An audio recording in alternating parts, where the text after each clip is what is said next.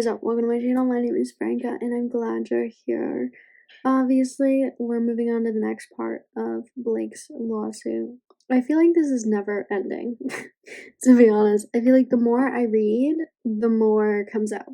So, with that said, let's keep going. The team followed Mr. Baldoni's instruction. For her part, Miss Abel concluded, "It doesn't feel performative now that you've done major substantial press on the topic." On August 11th, 2024, Miss Abel laid out a posting timeline to Mr. Baldoni and the team, stating, "Theater surprise, and then I think Survivor content first tomorrow AM, which will be helpful for news cycle." By reposting Mr. Baldoni's marketing of the film on information and belief, Mr. Baldoni hoped to create the false impression that he had chosen not to appear alongside other cast members. Mr. Baldoni directed his team to share on his public Instagram feed the private messages he had received from survivors sharing their stories of domestic violence with him. Mr. Baldoni's team talked him out of this idea, writing that they do not recommend using private DMs as content. Justin to Jennifer. Also, I need you guys to really be on all the stories I'm tagged in. I think you should let all people DM me so you can see the people's reactions to the film and I can be reposting everything. Then these next 36 hours are crucial and we need to be on it, looking at everything,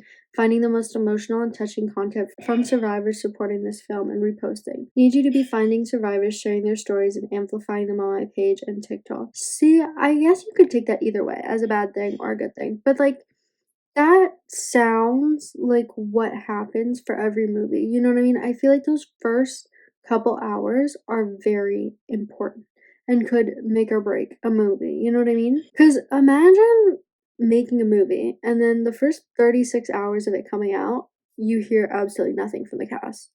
Nothing is going to happen. You know what I mean? Maybe a couple people are going to watch it, but not to the extent they want people to watch it, because everyone makes a movie and wants every single person on this planet to watch it. So like, that doesn't make me think badly of Justin. Mr. Baldoni went as far as proposing to share a video of a woman's birth moment, but his team talked him out of it, warning that it might be perceived as weird and was too intimate. Still, Mr. Baldoni's team was more than willing to deploy survivor stories, reactions, and images to protect Mr. Baldoni's images. See, that's weird that they don't have like the texts for this. Like, where is that? Because as far as I'm concerned, that's a lot of like he said, she said. Maybe he said this, maybe he didn't. Where's the text proof?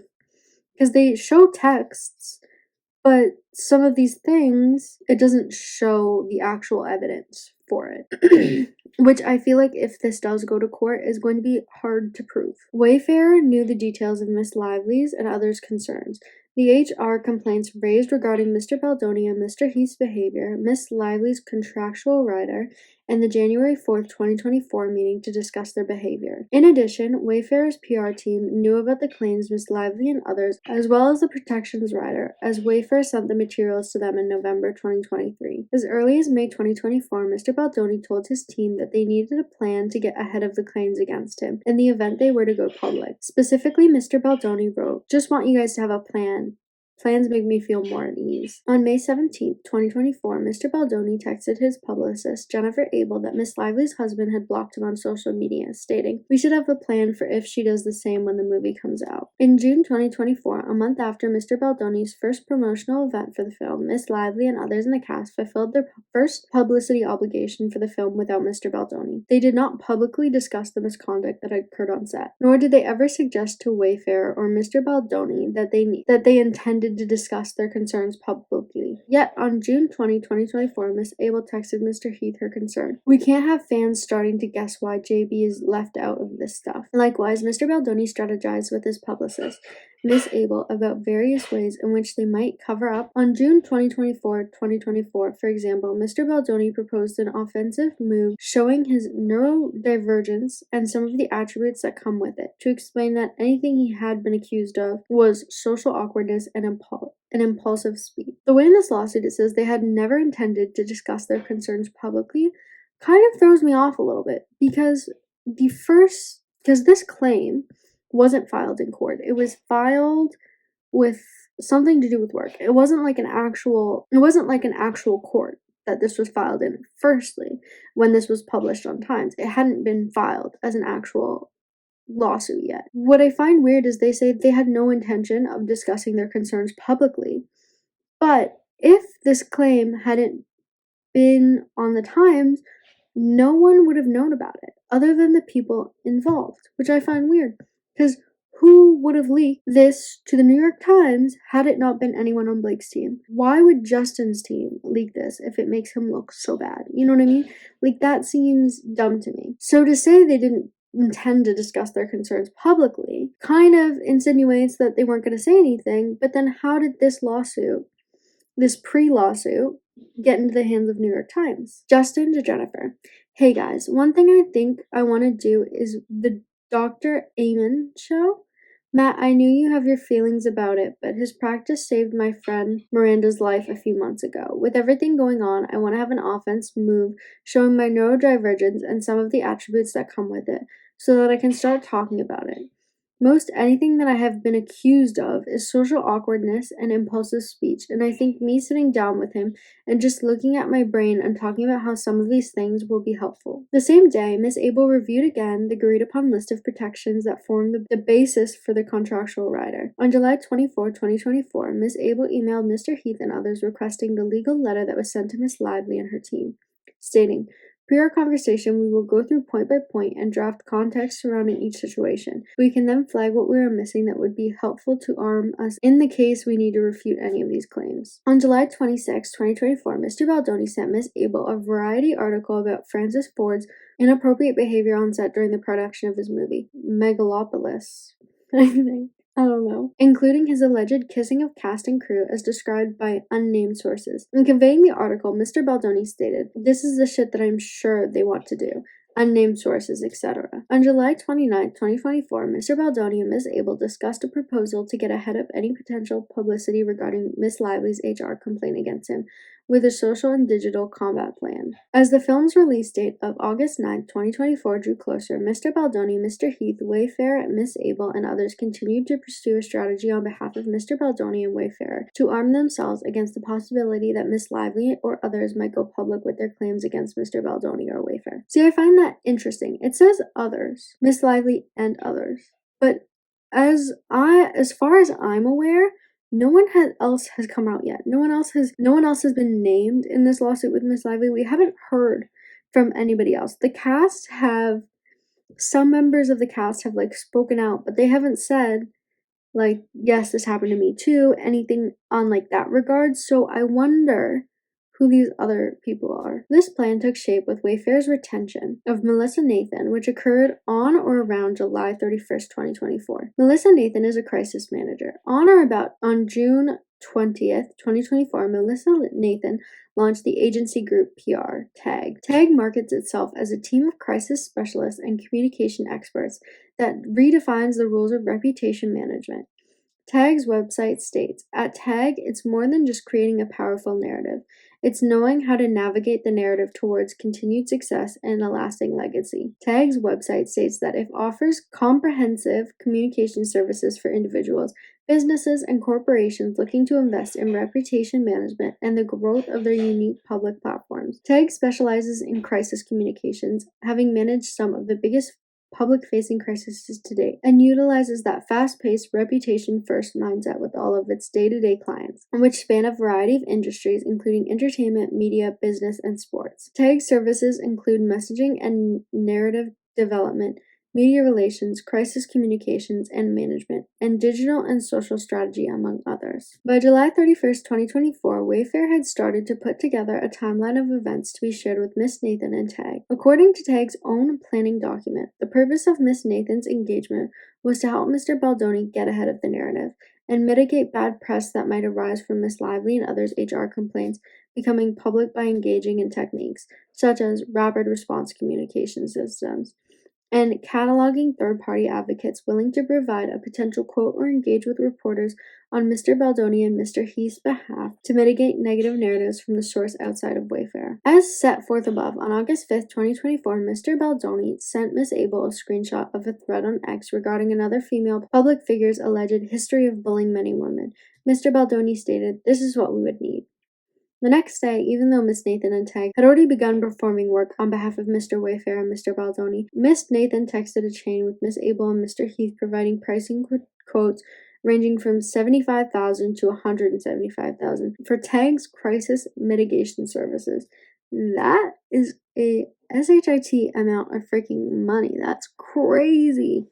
Absolutely crazy. Miss Nathan explained the quotes as followed. Quote 1, 175K. This will be for 3 to 4 month period and includes a website to discuss, full Reddit, full social account takedowns, full social crisis team on hand for anything, engage with audiences in the right way, start threads of theory to discuss. This is the way to be fully 100% protected. Quote 2 was 25K per month. Minimum 3 months as it needs to seed, same as above.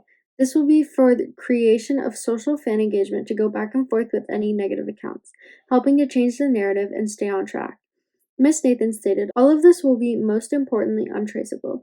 There is a lot more to both of these quotes, but easier to discuss via phone in terms of capabilities and what I have personally experienced in and out of crisis scenarios. And then we have a text from Melissa to Jennifer. Hi, Jamie, Jen. So incredibly glad that the press went so well today, and from what I know, Justin felt incredibly supported.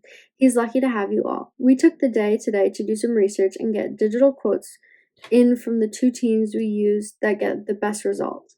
As you are both aware, we are in a predicament that we just do not know the outcome of right now. Saying that, full transparency is the key here. We've seen the most smallest issues turn giant due to socials or the hugest crisis with no effects on socials whatsoever. You just cannot tell at this stage, but BL does have some of the TS fanbase, so we would be taking it in extremely seriously. We also understand audience is not solely JB fanbase, but the studio, so it's covering all bases time. Quote 1, blah blah blah. Quote 2, either way, I do feel it is better to be safe, but I do realize costs are something I'm sure you did not count on when you took this project nor the situation. Let me know when you would like to discuss more around a PT tomorrow. The Hollywood Reporter announced the retention of Miss Nathan and Tag on August 13th, 2024. That report stated, in part, the news comes days after sleuths flood TikTok with speculation about an alleged rift between Baldoni and his cast and crew, including co-star and producer Blake Lively, as well as Hoover. Chatter spiked when fans noticed Baldoni's absence from the joint press events and the lack of group photos with Lively and Baldoni together at the New York premiere August 6. Some also pointed out that neither Lively or Hoover nor the rest of the cast follow Baldoni on Instagram, though he follows them. Miss Abel, Miss Nathan, and others employed or engaged by Tag perpetuated a retaliation scheme against Miss Lively in collusion with Mr. Baldoni, Mr. Heath, and Wayfair. This scheme was what Tag described as social manipulation, plan relying on direct and constant media engagement, the seeding of content on traditional and social media platforms, the boosting of content, sometimes the very content that Tag and its affiliates had seeded, the suppressing of negative content about Mr. Baldoni amplifying the negative content about Miss Lively. On August 1st, 2024, before any of the class sat down for interviews at the film's press junkets, Miss Abel stated to Mr. Heath and Wayfair personnel that she had held an in-person meeting with the contributor to People, Fox News, In Touch, and US Weekly. Miss Abel explained that during the meeting she had fully briefed the contributor of the situation with Miss Lively. As Miss Abel stated, the contributor was armed and ready to take the story of Blake weaponizing feminism and assured Mr. Heath the contributor would do anything for us. Jennifer to Heath.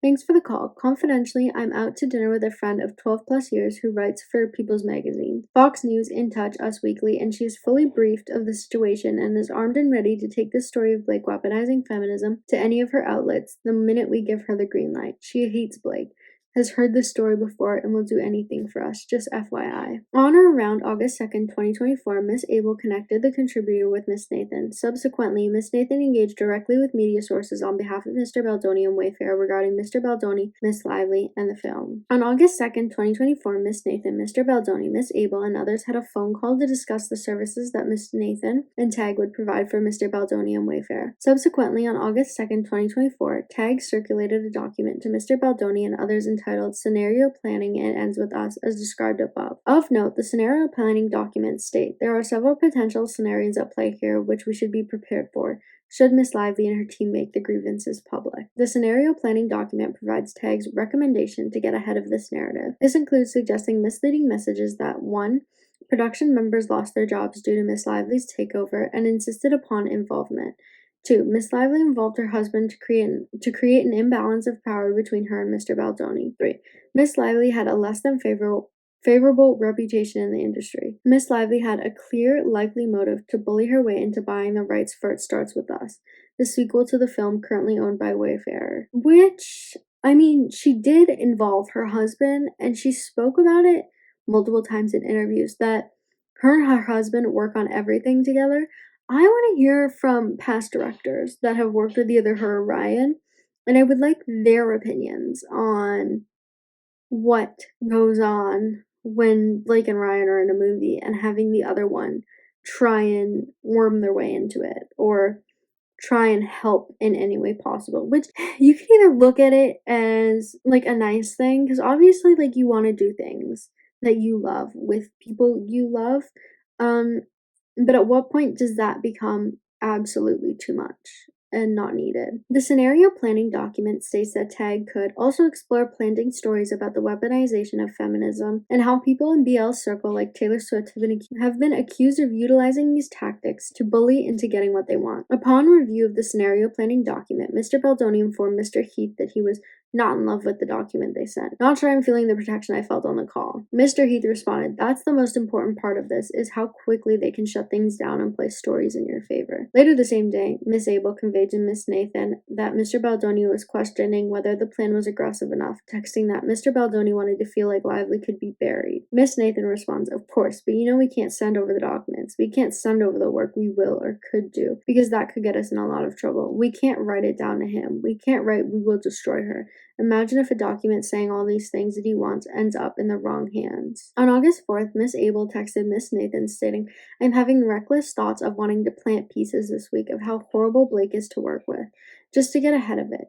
She's putting us through hell." Miss Lively was in fact doing nothing other than engaging in the approved marketing plan for the film at the time. Miss Nathan responded same and indicated that she had already spoken to the Daily Mail. From Melissa to Jennifer, "I already off the record spoke to the editor Daily Mail because she's my friend. She's ready when we are." Miss Abel and Miss Nathan viewed and referred to their shared work on behalf of Mr. Baldoni and Wayfair as social combat plan. Jennifer to Melissa, "I think we really need to put the social combat plan then into motion." "So do I," Melissa responded. The same day, Miss Abel corresponded with TAG personnel regarding her discussion with Miss Nathan regarding social manipulation, which she described as distance from social media mitigation and proactive fan posting to counter the narrative. When media sources made direct inquiries regarding potentially unflattering stories about Mr. Baldoni specifically, Miss Nathan, Miss Abel, and their teams worked to suppress these stories. For example, on August 7th, 2024, TAG indicated their intent to leverage social to quietly /KIL media coverage regarding public suspicions regarding Mr. Baldoni's disconnect from the film's cast. On August 9, 2024, Miss Nathan sent Miss Abel 2 links to articles, one from a Hollywood reporter entitled, "Did Blake Lively, Justin Baldoni have a rift with It Ends With Us? Sleuthing TikTokers think so," and one from the Daily Mail entitled, "Disturbing Truth Behind Why Miss Lively and her It Ends With Us stars are feuding with Justin Baldoni." The Daily Mail article reports on allegations that Justin Baldoni was chauvinistic and borderline abusive on the set of It Ends With Us, and discusses this and other claims with respect to the film and its cast in detail. Miss Abel stated to Miss Nathan, "I can tell you've done a lot of work here," and continued, "Nothing about being unsafe, fat comments, sex." She concluded, "Thank effing God." That's weird to me because, like, they just said they were talking to, like, Daily Mail. Obviously, if they knew Daily Mail, why would they, put out a article that said he was borderline abusive, but they're happy that it's not about the comments about the lift? Like, that's weird to me because borderline abusive in my head sounds worse than asking someone's weight. In my head. In my personal list of like which one's worse, I would say borderline abusive is. Like, what the heck? I don't know why they're happy about it. On August 8, 2024, Miss Abel stated that the situation had moved from just monitoring and scenario planning to Miss Nathan and me having to have an off-the-record conversation with outlets such as The Today Show. Miss Abel noted that because Miss Nathan's relationships, those outlets were being kept at bay. On August 9, 2024, Miss Nathan indicated to Miss Abel that she was on the phone with her sister, Sarah Nathan, a journalist at the New York Post and contributor at Page 6, and remarked that Mr. Baldoni's religion should be taken out from media coverage. She went on to state, "I'm mostly the misogynistic." Later the same day, Miss Nathan texted Miss Abel a link to an article on page 6 by Sarah Nathan entitled "Truth Behind It Ends With Us Feud Rumors." Justin Baldoni made Blake Lively uncomfortable, sources say, stating, "I knew she would keep uncomfortable." But that also, like, if that's her sister, you know what I mean? Like, that doesn't sound like a good article title to me. Like, a good article, like, what you would assume they'd be doing is saying, Blake took over the movie. Truth behind the feud. Blake took over the movie. They're saying, like, Justin made her uncomfortable. Like, that's still really bad, at least in my head. On August 9th, 2024, Miss Abel and Miss Nathan discussed suppressing 2 stories that report Miss Lively was uncomfortable on set. Miss Nathan texted, "All press is so overwhelming. We've confused people so much, mixed messaging. It's actually really funny if you think about it." Jennifer said, "So we're in the clear? Did we survive?" Melissa said, "We survived. All press is so overwhelming. We've confused people. So much mixed messaging. It's actually really funny if you think about it." And at the moment, that's as far as we have gotten. 10 pages, roughly. Hopefully, we will finish this lawsuit at some point. If you haven't seen my other videos, feel free to check them out. With that said, thank you guys so much for watching this video. I hope you guys enjoyed it. If you did, feel free to leave a like and comment down below. If you didn't, feel free to leave a hate comment. I'd love to hear your opinion, and I will see you guys tomorrow.